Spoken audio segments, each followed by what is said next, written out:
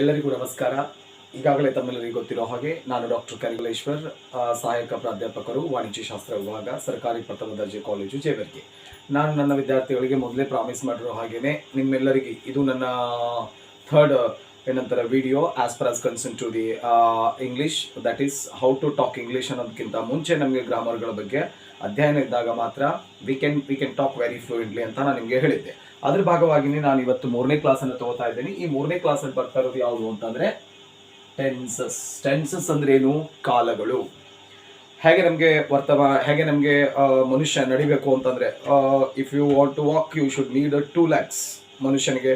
ಹಾಗೆ ಪ್ರಕೃತಿಗೆ ಚಳಿಗಾಲ, ಮಳೆಗಾಲ, ಬೇಸಿಗೆಗಾಲ ಹಾಗಿರುತ್ತೋ ಹಾಗೇನೆ ಯಾವುದೇ ಒಂದು ಗ್ರಾಮರ್ ಬಂದಾಗ whatever it may be the kind of the grammar or whatever it may be the kind of the language which may be there in any corner of the world, ಜಗತ್ತಿನ ಯಾವುದೇ ಮೂಲೆ ಒಳಗಿರ್ಬೋದು ಅಥವಾ ಭಾರತದಲ್ಲಿ ಬಂದಾಗ ಭಾರತದಲ್ಲಿರ್ತಕ್ಕಂಥ ಯಾವುದೇ ಭಾಷೆಗಳಲ್ಲಿರ್ಬೋದು, ಎಲ್ಲ ಭಾಷೆಗಳಲ್ಲೂ ಅದರದೇ ಆಗಿರ್ತಕ್ಕಂಥ ಒಂದಿಷ್ಟು ಕಾಲಗಳು ವ್ಯಾಕರಣಗಳಲ್ಲಿ ನಮಗೆ ಕಂಡುಬರ್ತವೆ. ಹಾಗೇನೆ ಇಂಗ್ಲೀಷಲ್ಲೂ ಕೂಡ ನಮಗೆ ವ್ಯಾಕರಣದಲ್ಲಿ 3 ಕಾಲಗಳು ಕಂಡುಬರ್ತವೆ. ಅದು ನಿಮ್ಗೆ ಎಲ್ಲರಿಗೂ ಗೊತ್ತಿರುತ್ತೆ ಅನ್ಕೋತೀನಿ ನಾನು. ಏನು? ಫಸ್ಟ್ ಒನ್ ಯಾವುದು ಅಂತಂದ್ರೆ ಅದು ಪ್ರೆಸೆಂಟ್ ಟೆನ್ಸ್. ಆಮೇಲೆ ಸೆಕೆಂಡ್ ಒನ್ ಯಾವುದು ಅಂತಂದ್ರೆ ಅದು ಪಾಸ್ಟ್ ಟೆನ್ಸ್. ಆಮೇಲೆ ಥರ್ಡ್ ಒನ್ ಯಾವುದು ಅಂತಂದ್ರೆ ಅದು ಫ್ಯೂಚರ್ ಟೆನ್ಸ್. ಪ್ರೆಸೆಂಟ್ ಟೆನ್ಸ್ ಅಂತಂದ್ರೆ ಏನು? ವರ್ತಮಾನ ಕಾಲ. ಕನ್ನಡದಲ್ಲಿ ಹೇಳೋದು ಅಂದ್ರೆ ವಸ್ತು at present what is going on. If you want to talk regarding that we use to have in our particular language or else whatever it may be the communication which we are doing with other person, if it is at present, if it is of at present phenomenon, in that condition ನಾವು ಇದನ್ನ ಬಳಸ್ತೇವೆ. past, it has gone already, it has gone ಅಂತಂದ್ರೆ ಏನು ಅಂತಂದ್ರೆ already ಆ ಕೆಲಸ ಅಥವಾ ಆ ಕಾರ್ಯ ಅಥವಾ ಆ ಇದು ನಾವು ಯಾವ ವಿಷಯಗಳ ಬಗ್ಗೆ ಮಾತಾಡ್ತಾ ಇದ್ದೀವಿ ಅದು ಮುಗಿದು ಹೋಗಿರ್ತದೆ. ಅಂತ ವಿಷಯಗಳ ಬಗ್ಗೆ ಮಾತಾಡುವಾಗ ನಾವು ಪಾಸ್ಟ್ ಅಥವಾ ಭೂತಕಾಲ ಅಂದ್ರೆ ಹಿಂದೆ ಆಗಿ ಹೋಗಿರ್ತಕ್ಕಂಥದ್ರ ಬಗ್ಗೆ ಮಾತಾಡಬೇಕಾದ್ರೆ. Future, what is going to be come in future, what is going to be arrive afterwards, hence afterwards what is going to happen ಅಂದ್ರೆ ನಾಳೆ ಆಗ್ತಕ್ಕಂಥದ್ದು ಅಥವಾ ಈ ಕ್ಷಣ ಮುಗಿದ ನಂತರದಲ್ಲಿ ಮುಂದೆ ಏನಾಗುತ್ತೋ ಅನ್ನೋದ್ರ ಬಗ್ಗೆ ಏನಾದರೂ ನಾವು ಮಾತುಗಳನ್ನ ಆಡ್ಬೇಕಾಗಿತ್ತು ಅಂದ್ರೆ ಸ್ಪೋಕನ್ ಇಂಗ್ಲಿಷ್ ಅಲ್ಲಿ ಅಥವಾ ಯಾವುದೇ ಗ್ರಾಮರ್ ಅಲ್ಲಿ ನಾವು ಮಾತುಗಳನ್ನ ಆಡಬೇಕು ಅಂತಂದ್ರೆ ನಾವೇನ್ ಮಾಡ್ಬೇಕಾಗುತ್ತೆ? ಫ್ಯೂಚರ್ ಟೆನ್ಸ್ ಅನ್ನ ಬಳಸಬೇಕು. ಅದಕ್ಕೆ ನಾವು ಭವಿಷ್ಯತ್ ಕಾಲ ಅಂತ ಕರಿತೇವೆ. ಈ 3 ಕಾಲಗಳನ್ನ ನಾವೆಲ್ಲ ನೋಡಿದೀವಿ. ಇಂಗ್ಲಿಷ್ ಅಲ್ಲಿ ಏನಿರುತ್ತೆ ಅಂದ್ರೆ ಈ 3 ಕಾಲಗಳಲ್ಲಿ ನಾವು ಇದನ್ನ ಒಂದೊಂದರಲ್ಲಿ ಅಂದ್ರೆ in present it self we have 4 part, in past it self we have 4 sub categories and in future also we have 4 sub categories. ಅಂತಂದ್ರೆ ಆಕ್ಚುಲಿ ಏನಾಗುತ್ತೆ ಅಂದ್ರೆ 12 ಟೆನ್ಸಸ್ಗಳು ಸಬ್ ಟೆನ್ಸಸ್ಗಳು ನಮಗೆ ಆಗ್ತವೆ.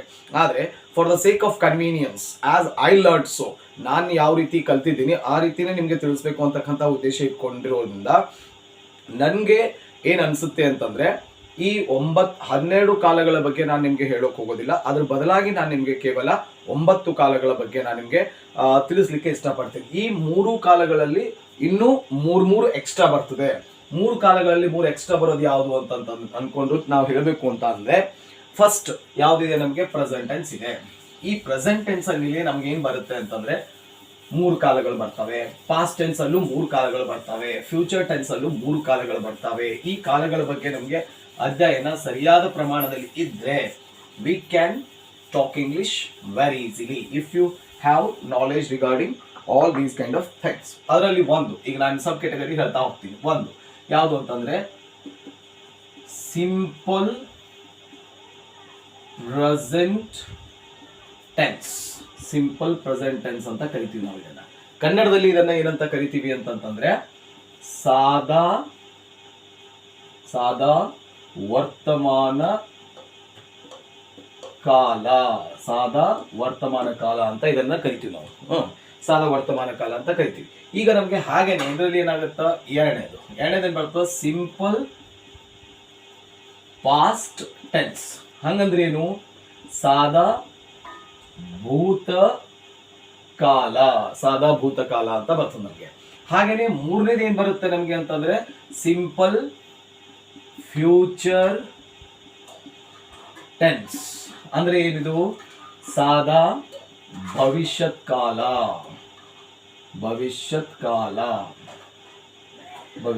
ಅಂತ ಬರ್ತದೆ ನಮ್ಗೆ. ಹೌದಾ? ಇದು 3 ಅಂತಂದ್ರೆ simple present tense, simple past tense, simple future tense. ಹಾಗಂದ್ರೆ ಏನು? ಸಿಂಪಲ್ ಪ್ರೆಸೆಂಟ್ ಅಂದ್ರೆ ಸಾದಾ ವರ್ತಮಾನ ಕಾಲ, ಸಿಂಪಲ್ ಪಾಸ್ಟ್ ಟೆನ್ಸ್ ಅಂದ್ರೆ ಸಾದಾ ಭೂತಕಾಲ, ಸಿಂಪಲ್ ಫ್ಯೂಚರ್ ಟೆನ್ಸ್ ಅಂದ್ರೆ ಸಾದಾ ಭವಿಷ್ಯತ್ ಕಾಲ. ಅಂತಂದ್ರೆ ನಮ್ಗೆ 3 ಮೊದಲು ಏನ್ ಬರ್ತಾವ ಅಂದ್ರೆ ಸಿಂಪಲ್ ಬರ್ತಾವ. ಸಾದಾ ಅಂತ ಅರ್ಥ ಇಟ್ಕೊಂಡ್ರೆ ಸಾಕು, ನೆನಪಲ್ಲಿ ಇಟ್ಕೊಂಡ್ರೆ ಸಾಕು. ಸಾದಾ ವರ್ತಮಾನ ಕಾಲ, ಸಾದಾ ಭವಿಷ್ಯತ್ ಕಾಲ, ಸಾದಾ ಭೂತಕಾಲ 3 ಇರ್ತವೆ. ಹಾಗೇನೆ ಇಲ್ಲೂ ಕೂಡ simple present, simple past, simple future, it's enough. ಅದು ಆದ್ಮೇಲೆ 4ನೇ ನಮ್ಗೆ ಏನ್ ಬರ್ತದೆ ಅಂತಂದ್ರೆ present imperfect tense. Present imperfect tense ಹಂಗಂದ್ರೆ ಏನು? ಅಪೂರ್ಣ ವರ್ತಮಾನ ಕಾಲ. ಏನ್ ತಿಳ್ಕೊಬೇಕು ನಾವಿಲ್ಲಿ? Present imperfect tense. ಇದನ್ನ ಪ್ರೆಸೆಂಟ್ ಕಂಟಿನ್ಯೂಸ್ ಟೆನ್ಸ್ ಅಂತಾನು ಕೆಲವೊಬ್ರು ಹೇಳ್ತಾರೆ, ಹೌದಾ? ಈ ಪ್ರೆಸೆಂಟ್ ಇಂಪರ್ಫೆಕ್ಟ್ ಟೆನ್ಸ್ ಅಂದ್ರೆ ಏನು ಕನ್ನಡದಲ್ಲಿ ಅಂದ್ರೆ ಅಪೂರ್ಣ ವರ್ತಮಾನ ಕಾಲ. ಅಂದ್ರೆ ಕಾಲ ಕಂಟಿನ್ಯೂ ಆಗ್ತಾ ಇರ್ತದೆ, ನಡೀತಾ ಇರ್ತದೆ, ಅದು ಚಾಲನೆಯಲ್ಲಿರ್ತದೆ. ಅಂತ ವಿಷಯಗಳು ಬಂದಾಗ ವರ್ತಮಾನ ಕಾಲದಲ್ಲಿ ಚಾಲನೆ ಇದ್ದಂತಹ ವಿಷಯಗಳ ಬಗ್ಗೆ ಮಾತನಾಡುವಾಗ ಇದನ್ನ ಬಳಸಬೇಕು. ಅದೇ ನಾವು ಭೂತಕಾಲದಲ್ಲಿ ಅಂದ್ರೆ ಆಗ ಹೋಗಿರ್ತಕ್ಕಂಥದ್ರ ಬಗ್ಗೆ ಮಾತಾಡುವಾಗ ಏನ್ ಮಾಡ್ಬೇಕು? ಪಾಸ್ಟ್ ಇಂಪರ್ಫೆಕ್ಟ್ ಟೆನ್ಸ್ ಅನ್ನ ಬಳಸಬೇಕು. ಪಾಸ್ಟ್ ಇಂಪರ್ಫೆಕ್ಟ್ ಟೆನ್ಸ್ ಅಂದ್ರೆ ಏನು? ಅಪೂರ್ಣ, ನಿಮ್ಗೆ ಗೊತ್ತು, ಭೂತ ಕಾಲ.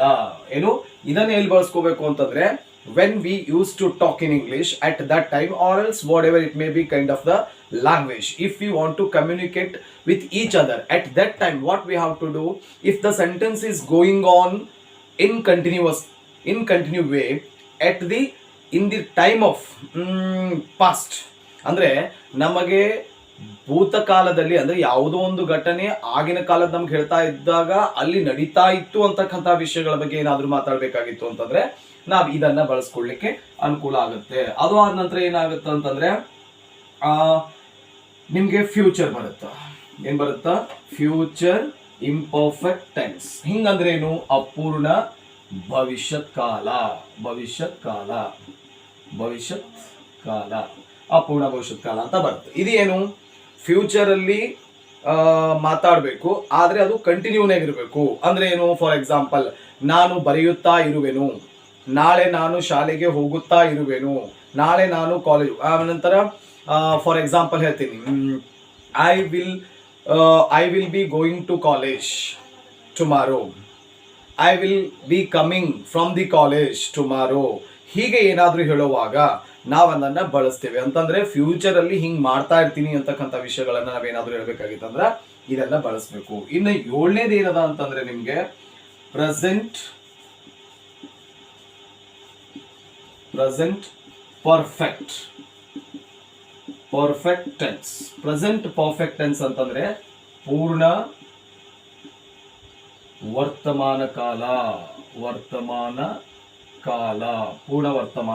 ಅಂತಂದ್ರೆ present perfect tense. As per as concern to this tense, ನಾನು ಇದನ್ನ ಒಂದೊಂದಾಗಿ ಎಳೆಯಾಗಿ ನಿಮ್ಗೆ ಮುಂದೆ ಒಂದೊಂದು ಟೆನ್ಸ್ ಅಲ್ಲಿ ಅಲ್ಲಿರ್ತಕ್ಕಂತಹ ನಾನು ಮೊದಲೇ ಹೇಳಿರ್ತಕ್ಕಂತಹ ಎಲ್ಲಾ ಪರ್ಸನ್ಸ್ ಗಳನ್ನ ಇಟ್ಕೊಂಡು ಪ್ರತಿಯೊಂದು ಟೆನ್ಸಸ್ ಗಳನ್ನ ನಾನು ನಾಳೆಯಿಂದ ಹೇಳ್ತಾ ಹೋಗ್ತೀನಿ. ನಿಮ್ಗೆ ಅಟ್ ಪ್ರೆಸೆಂಟ್ ಮೂಮೆಂಟ್ ಇಷ್ಟು ಗೊತ್ತಿದ್ರೆ ಸಾಕು. ಪ್ರೆಸೆಂಟ್ ಪರ್ಫೆಕ್ಟ್ ಟೆನ್ಸ್ ಅಂದ್ರೆ ಪೂರ್ಣ ವರ್ತಮಾನ ಕಾಲ.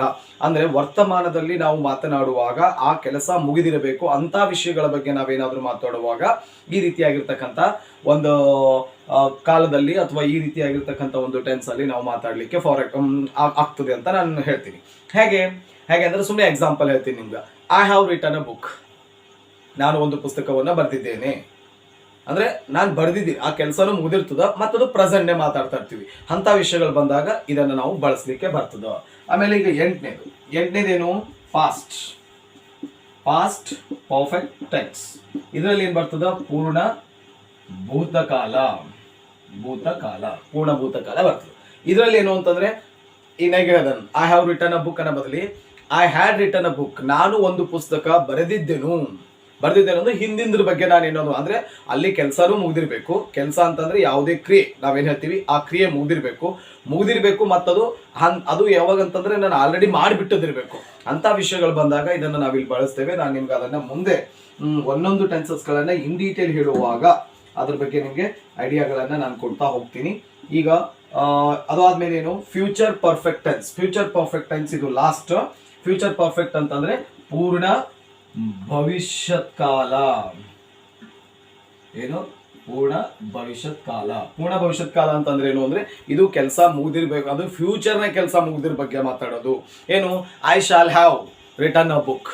I shall have return a book ಅಂತಂದ್ರೆ ನಾನು ಪುಸ್ತಕವನ್ನು ಬರೆದಿರುವೆನು ಅಂತಂದ್ರೆ ಆ ನನ್ನ ಮಾತುಗಳು ಫ್ಯೂಚರ್ನಿಗೆ ಆದಂಗೂ ಆಗಿರಬೇಕು, ಪ್ಲಸ್ ಅಲ್ಲಿ ನಮ್ಮ ಕೆಲಸ ಕೂಡ ಮುಗಿದಿರಬೇಕು.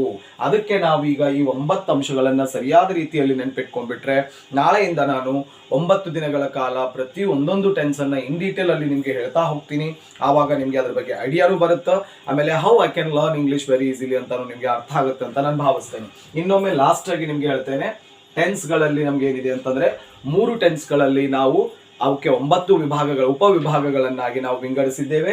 ಆ 9 ಉಪವಿಭಾಗಗಳು ಯಾವ್ಯಾವು ಅಂತಂದ್ರೆ 3 ಸಿಂಪಲ್, 3 ಇಂಪರ್ಫೆಕ್ಟ್, 3 ಪರ್ಫೆಕ್ಟ್. ಸಿಂಪಲ್ 3 ಅಂತಂದ್ರೆ ಸಿಂಪಲ್, ಪ್ರೆಸೆಂಟ್, ಪಾಸ್ಟ್, ಫ್ಯೂಚರ್. ಸಾದಾ, ವರ್ತಮಾನ, ಭೂತ, ಭವಿಷ್ಯತ್ ಕಾಲ. ಹಾಗೆ ಈ ಕಡೆ ಬಂದಾಗ ಇಂಪರ್ಫೆಕ್ಟ್ ಏನು present imperfect, past imperfect, future imperfect. ಅಪೂರ್ಣ, ವರ್ತಮಾನ, ಭೂತ, ಭವಿಷ್ಯತ್ ಕಾಲ. ಅಪೂರ್ಣ ವರ್ತಮಾನ, ಅಪೂರ್ಣ ಭೂತ, ಅಪೂರ್ಣ ಭವಿಷ್ಯತ್ ಕಾಲ. ಹಾಗೇನೆ ಇಲ್ಲಿ ಬಂದಾಗ 7, 8, 9 ಬಂದಾಗ ಇವು 3 perfect. Present perfect, past perfect, future perfect. ಹಾಗಂದ್ರೆ ಏನು ಪೂರ್ಣ ವರ್ತಮಾನ, ಪೂರ್ಣ ಭೂತ, ಪೂರ್ಣ ಭವಿಷ್ಯತ್ ಕಾಲ ಅಂತ ಅಂದ ಹಾಗೆ ಈ 9 ಟೆನ್ಸ್ಗಳನ್ನ just for the moment you keep in your mind.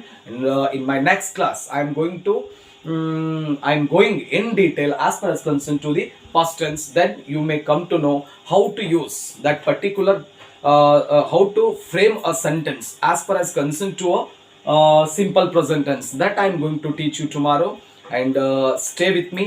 And at the same time you just subscribe to your you subscribe this particular channel. At the same time you share with your all friends who wants to learn English with the help of Kannada language. ಹಾಗೆ ನಾನು ನೀವು ಎಲ್ಲರೂ ಪ್ರಯತ್ನ ಮಾಡೋಣ. ಆ ಮೂಲಕ ನಾವೆಲ್ಲ ಇಂಗ್ಲೀಷನ್ನು ಕಲೀಲಿಕ್ಕೆ ಸ್ವಲ್ಪ ಪ್ರಯತ್ನ ಮಾಡೋಣ ಅಂತ ಹೇಳ್ತಾ ಇವತ್ತಿಗೆ ಈ ಕ್ಲಾಸನ್ನು ಮುಗಿಸ್ತಾ ಇದ್ದೀನಿ. Have a nice day. All the best for your future.